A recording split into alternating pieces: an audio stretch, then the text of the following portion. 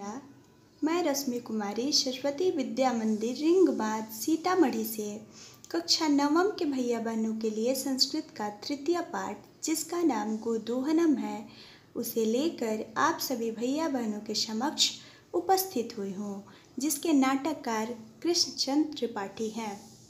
इस नाटक के 4 दृश्यों को हम लोग पिछले वीडियो में पढ़ चुके हैं।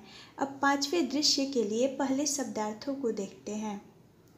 शब्दार्थ है मासानंतरम अर्थात महीने के अंत में, नूतन घटा नए घड़े, अपरत्र दूसरी जगह, पृष्ठपादेना पीछे के पैर से, रक्त रंजितम खून से लथपथ, ताड़यित्वा पीट कर, सर्वथा हमेशा, शुष्कम सूखा, अतएव इसीलिए, आकार्य बुलाकर, क्षिप्रम शीघ्र या जल्दी, आदानस्य देने का, जवनिका पर्दा, ध्रुवम निश्चित, विषीदति दुख का अनुभव करता है, सुविचार्य अच्छे से विचार करके, प्रत्यक्षतया सामने से ही। का पहला वाक्य है मासा अनंतरम संध्याकालः। मासा अनंतरम संध्याकालः एकत्र रिक्ता नूतन घटाः सन्ति, यानी महीने का अंतिम दिन है और शाम का समय है। नए खाली घड़ों को एक जगह इकट्ठा करके रखा गया है। रिक्ता यानी खाली। नए खाली घड़ों को एक जगह इकट्ठा करके रखा गया है। दूध, अगला है दुग्ध क्रेतारः अन्ये च ग्रामवासिनः अपरत्र आशिनः। दुग्ध क्रेतारः यानी दूध खरीदने वाले, अन्य च ग्रामवासिनः और दूसरे गांव के लोग, अपरत्र दूसरी जगह, आशिना यानी बैठे हुए हैं। दूध खरीदने वाले तथा दूसरे गांव के लोग दूसरी जगह बैठे हुए हैं। अब इसका हम लोग संधि व्याकरण देखते हैं। जैसे मासा अनंतरम वर्ड है, उसका संधि विच्छेद होगा मास जोड़ अनंतरम। इसमें दीर्घ संधि है क्योंकि 2 ह्रस्व स्वर मिलकर दीर्घ हो रहे हैं। यहाँ पे 2 अ मिलके आ बना है। अपरत्र जो है उसका संधि विच्छेद अपरह जोड़ अत्र होगा। यहाँ विसर्ग का लोप हो गया है। ये विसर्ग संधि ही है, इसमें विसर्ग लोप हो गया है। अगला है एकत्र यानी इकट्ठा करना। एकत्र व्याकरण की दृष्टि से अव्यय है जो कभी भी किसी भी काल पुरुष वचन में बदलता नहीं है। अगला है चंदन क्या करता है देखिए, धेनुम प्रणम्य गाय को प्रणाम करके, मंगलाचरणम विधाय मंगलाचरण करके अर्थात ईश्वर को याद करके, ईश्वर का भजन करके, मल्लिकाम आह्यति मल्लिका को बुलाता है। मल्लिका चंदन की पत्नी रहती है, उसको बुलाता है।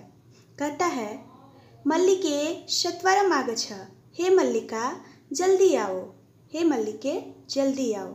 अर्थात अपनी पत्नी को बुलाता है और कहता है हे मल्लिका जल्दी आओ, हे मल्लिका जल्दी आओ। अब इसका व्याकरण देखते हैं। जैसे प्रणम्य वर्ड है तो उसका अगर प्रकृति प्रत्यय विभाजन करें तो होगा प्र उपसर्ग होगा, नम धातु होगा और ल्यप प्रत्यय होगा, अर्थात प्रणाम करके। विधाय वी उपसर्ग होगा, धा धातु होगा और ल्यप प्रत्यय होगा। मंगलाचरणम का संधि विच्छेद मंगल जोड़ आचरणम होगा। सत्वरम का पर्यायवाची शब्द शीघ्रम होगा और ये व्याकरण की दृष्टि से अव्यय है जो कभी भी किसी भी काल पुरुष वचन में बदलता नहीं है।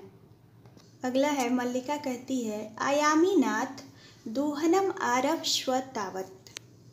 कहती है मल्लिका कहती है हे स्वामी मैं आ रही हूँ, तब तक आप दूध निकालना प्रारंभ करो। स्व यानी अपने, तब तक आप अपने दूध निकालना, स्वयं से दूध निकालना प्रारंभ करो। अब देखिए तावत जो यहाँ पे है उसका अर्थ तब तक होता है और वो व्याकरण की दृष्टि से अव्यय है जो कभी भी किसी भी काल पुरुष वचन में बदलता नहीं है। अब दोहनम का प्रकृति प्रत्यय विच्छेद देखते हैं। दूह जोड़ ल्यूट होगा, दूह धातु होगा और ल्यूट प्रत्यय।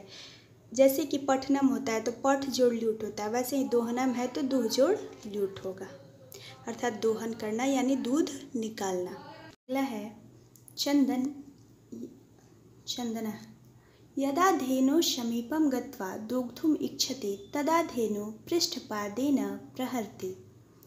यदा धेनोः समीपं गत्वा दुग्धुम् इच्छति तदा धेनु पृष्ठपादेन प्रहरति। अर्थात चंदन जब गाय के समीप जाकर दूध निकालना चाहता है, दूध दूहना चाहता है, तब गाय पीछे के पैर से प्रहार करती है, यानी उसको मारती है। चंदनस्य पात्रेण सह पत्ते, और चंदन बर्तन के साथ गिर पड़ता है। जब भी वह गाय के समीप जाकर दूध निकालना चाहता है, दूध निकालने की इच्छा करता है, तब गाय पीछे के पैर से उसको मारती है, जिससे चंदन बर्तन के साथ गिर पड़ता है। अब इसका व्याकरण देखते हैं। जैसे यदा यानी जब होगा, तदा यानी तब होगा, ये दोनों व्याकरण की दृष्टि से अव्यय हैं। चंदनस्य का संधि विच्छेद चंदनः जोड़ च होगा। यहाँ पे विसर्ग का स बन रहा है, इसलिए ये विसर्ग का सत्वम संधि होगा। गत्वा जो है उसका प्रकृति प्रत्यय विच्छेद गम जोड़ कत्वा होगा, अर्थात जाकर होगा।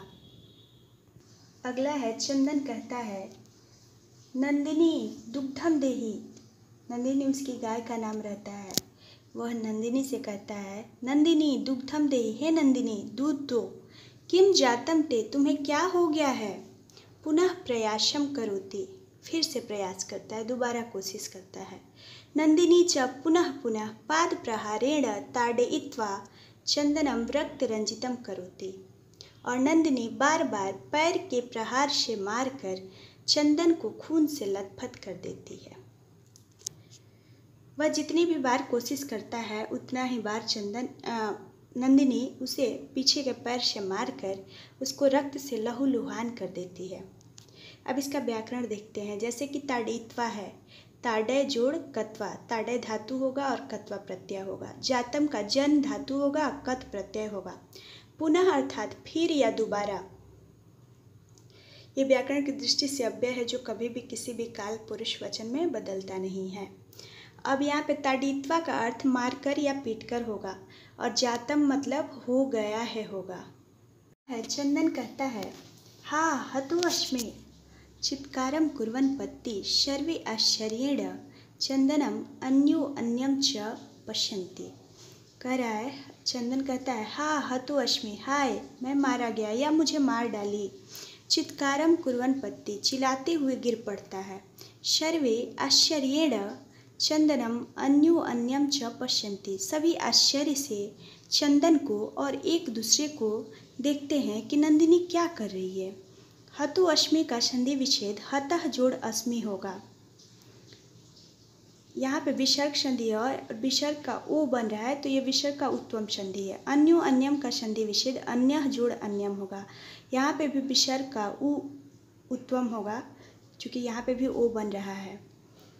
कुर्वन का प्रकृति प्रत्यय विच्छेद क्री जोड़ क्षत्रि होगा। क्री धातु होगा, क्षत्रि प्रत्यय होगा, अर्थात करते हुए। यहाँ पे विसर्ग संधि में उत्तम, उस नियम का नाम उत्तम है, पर वहाँ पे ऊ नहीं बन करके ओ बनता है। ये सब लोग ध्यान रखेंगे। मल्लिका चित्कारम श्रुत्वा झटिति प्रविश्य, चिल्लाना सुनकर, चंदन का चिल्लाना सुनकर झट से प्रवेश करती है और कहती है नाथ किम जातम, हे नाथ क्या हो गया। हे स्वामी क्या हो गया। कथम त्वम रक्त रंजिता, आप कैसे खून से लथपथ हो गए। पूछती है, कहती है चित्कारम श्रुत्वा झटिति प्रविश्य, यानी चिल्लाना सुन करके झट से आती है, वहाँ प्रवेश करती है जहाँ पे चंदन रहता है, और पूछती है नाथ किम जातम, हे स्वामी क्या हो गया। कथम त्वम रक्त रंजिता, कैसे आप खून से लथपथ हो गए। अब इसका व्याकरण देखते हैं। जैसे श्रु जोड़ कत्वा, श्रुत्वा अर्थात सुनकर। प्रविश्य प्र जोड़ विष जोड़ ल्यप, प्र उपसर्ग है, विष धातु है और ल्यप प्रत्यय है, अर्थात प्रवेश करके। आज के लिए बस इतना ही। अब पंचम दृश्य का अगला अंश हम लोग अगले वीडियो में देखेंगे।